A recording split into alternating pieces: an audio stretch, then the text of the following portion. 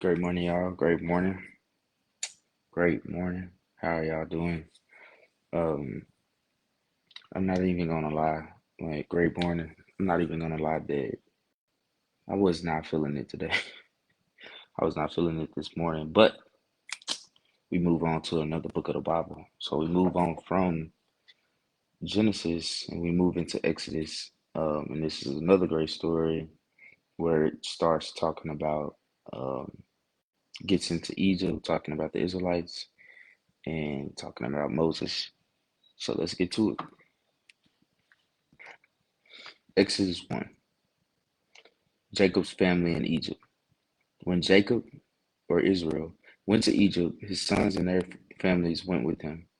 Here are the names of those sons: Reuben, Simeon, Levi, Judah, Issachar, Zebulun, Benjamin, Dan, Naphtali, Gad, and Asher. Another son, Joseph, was already in Egypt, so Jacob's whole family was with him in Egypt, 70 descendants in all. Later Joseph, his brothers, and all the people of that generation died. But the Israelites had many children, and their number grew until the country of Egypt was filled with them. Trouble for the Israelites. Then a new king began to rule Egypt. He did not know Joseph. This king said to his people, "Look at the Israelites. There are too many of them, and they are stronger than we are. We must make plans to stop them from growing stronger. If there is a war, they might join our enemies, defeat us, and escape from the land." The Egyptians decided to make life hard for the Israelites, so they put slave masters over the people. These masters forced the Israelites to build the cities of Pithom, and Ramses for the king. The king used these cities to store grain and other things. The Egyptians forced the Israelites to work harder and harder, but the harder they worked, the more they grew and spread, and the more the Egyptians became afraid of them. So the Egyptians made them work even harder. They made life hard for the Israelites. They forced the Israelites to work hard at making bricks and mortar and to work hard in the fields. The Egyptians showed no mercy in all the hard work they made the Israelites to do. The nurses who followed God. There were two Hebrew nurses who helped the Israelite women give birth. They were named Shipra, Shipra, and Pur. The king of Egypt said to the nurses, "You will continue to help the Hebrew women give birth to their children. If a girl baby is born, let the baby live. But if the baby is a boy, you must kill him." But the nurses trusted God, so they did not obey the king's command.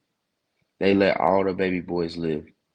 The king of Egypt called for the nurses and asked them, "Why did you do this? Why did you let the baby boys live?"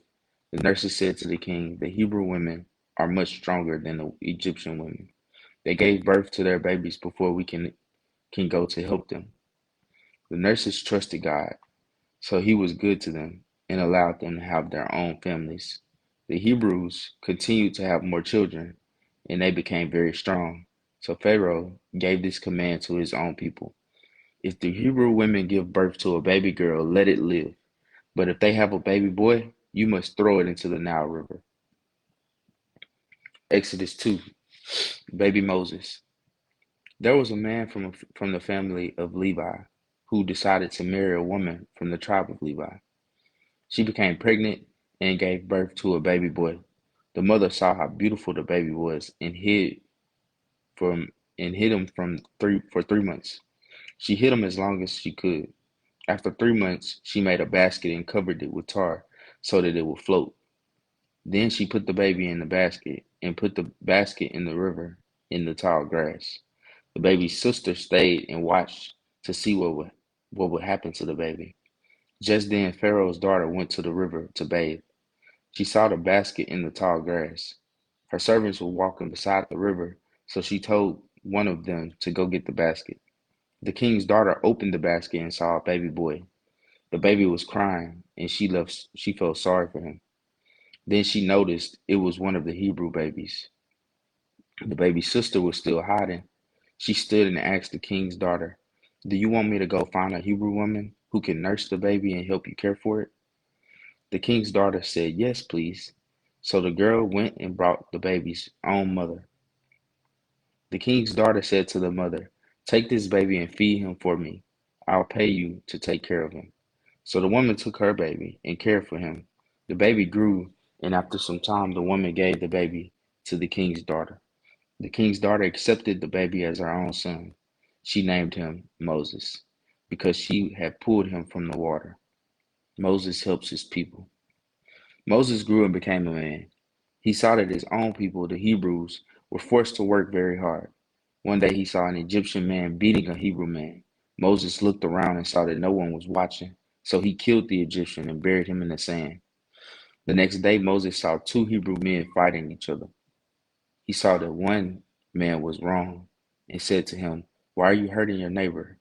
The man answered, "Did anyone say you could be our ruler and judge? Tell me why you kill Tell me, will you kill me as you killed the Egyptian yesterday?" Then Moses was afraid. He thought to himself, "Now everyone knows what I did." Pharaoh heard about what Moses did, so he decided to kill him. But Moses ran away from Pharaoh and went to the land of Midian. Moses in Midian. Moses stopped near a well in Midian.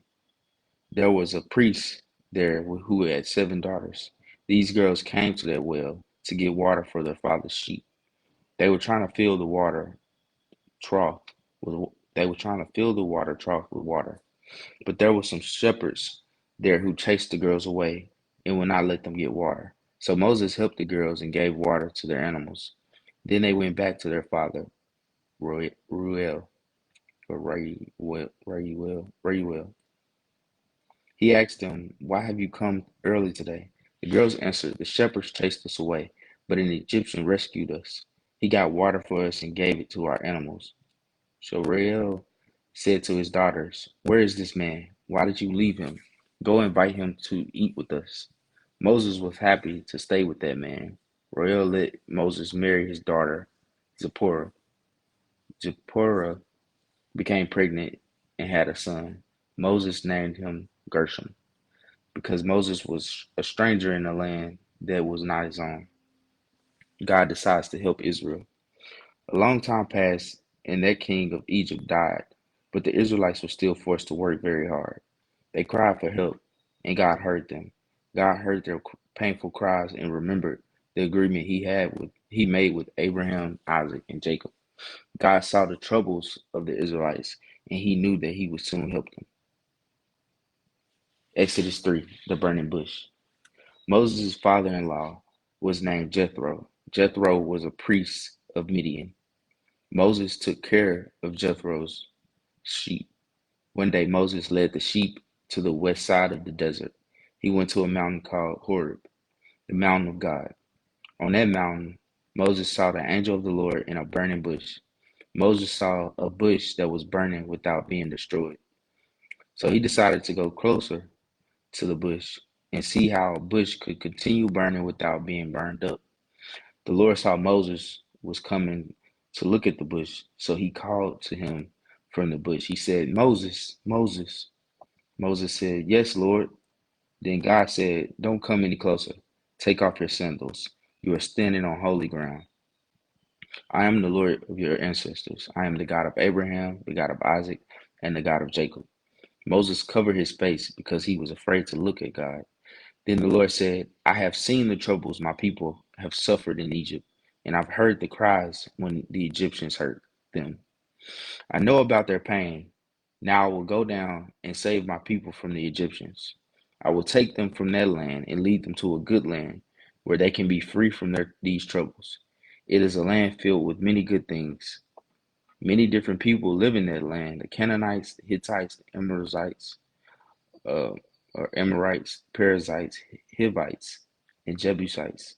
I've heard the cries of the Israelites, and I have seen the way the Egyptians have made life hard for them. So now I'm sending you to Pharaoh. Go, lead my people, the Israelites, out of Egypt." But Moses said to God, "I am not a great man. How can I be the one to go to Pharaoh and lead the Israelites out of Egypt?" God said, "You can do it because I will be with you. This will be proof that I am sending you. After you lead the people out of Egypt, you will come and worship me in this on this mountain." Then Moses said to God, "But if I go to the Israelites and say to them, 'The God of your ancestors sent me,' then the people will ask, 'What is his name?' What should I tell them?" Then God said to Moses, "Tell them, 'I am who I am.' When you go to the Israelites, tell them, 'I am sent you.'" And God said, "Tell the Israelites that you were sent by Yahweh, the God of your ancestors, the God of Abraham, the God of Isaac, and the God of Jacob. This will always be my name. It is how I want the people to remember me from now on. Now go and call together the elders of the people. Tell them that Yahweh, the God of your ancestors, the God of Abraham, Isaac, and Jacob, appeared to you. Give them this message from me. I have been watching over you and have seen what people in Egypt have done to you. And I have decided that I will take you away from your troubles you are suffering in Egypt. I will lead you to the land that now belongs to others, the Canaanites, Hittites, Amorites, Perizzites, Hivites, and Jebusites. I will lead you to a land filled with many good things. The elders will listen to you, and then you and the elders will go to the Pharaoh. You will tell him, 'Yahweh is the God of the Hebrews. He came to us and told us to travel 3 days into the desert. There we must offer sacrifices to Yahweh our God. But I know that the Pharaoh will not let you go. Only a great power will force him to let you go. So I will use my great power against Egypt. I will cause amazing things to happen in that land. After I do this, he will let you go. And I will cause the Egyptians to be kind to the Israelites. They will give many gifts to your people when they leave Egypt. All the Hebrew women will ask their Egyptian neighbors and the Egyptian women living in their houses for gifts. And those Egyptian women will give them gifts of silver, gold, and fine clothing. Then you will put those gifts on your children. In this way, you will take away the wealth of the Egyptians. All right, and that's Exodus 1, 2, and 3. And so we see that Jacob's family and all his descendants are now dead and gone. And so this has been like years since that time. So the king never knew about Joseph. He never knew about anything. But he one thing he knew was that the Israelites had been growing massively, and it was so many of them in the land. So he feared that the Israelites might take over the Egyptians. So he made them slaves and he made them work. Um, and then decline, in order to make the Hebrews decline, basically when he instructed the nurses that when the Hebrew women give birth to a girl, keep the girl, but when they give birth to a boy, kill it. But the Hebrew women feared God, so they didn't kill it. And so he just told all the people in the land that if the Hebrew women have a girl, keep it, but if they have a boy, throw it into the Nile River. Um, and so then we see Moses is born and the miraculous story of him and how um, once he was born, his mother hid him for 3 months, and then she decided to put him in a basket in the river, and um, miraculously, um, the Pharaoh's daughter seen him in the river, got him out the river, and decided to take care of him. But the great thing about the story was that his sister watched where the baby went. And so when she seen that the Pharaoh's daughter had got him, she asked, how can um, do you want me to go get a Hebrew woman to take care of it? And so she actually went and got Moses's real mother to take care of the baby. And so she breastfed him, she took care of him, and as he grew up, she gave the she gave Pharaoh's daughter uh, Moses so that she would be his son. And so Moses grew up and he realized how bad that the Egyptians treated his people. And so one day, one of the Egyptians was beating a Hebrew man. And so he lashed out and killed the Egyptian man and buried him. But two other Israelites seen Moses kill him, and so one day he seen two Hebrew men arguing, and basically they were saying, "How can you judge me? You know, we seen you kill that the Egyptian man." So he became afraid, and Pharaoh found out that he killed an Egyptian, so he wanted to have him killed, and so Moses fled Egypt and came to Midian, and there he found his wife there and her family, and so and then we see him go to this holy mountain, and he sees a burning bush, and so he encounters God, and God is telling him that He has chosen him to basically free His people. Like He's seen all the bad things that was happening to the Israelites in Egypt, and basically He wanted to free them and and um and allow them to escape and go to a land that He's set aside for them. And so that's where we are now.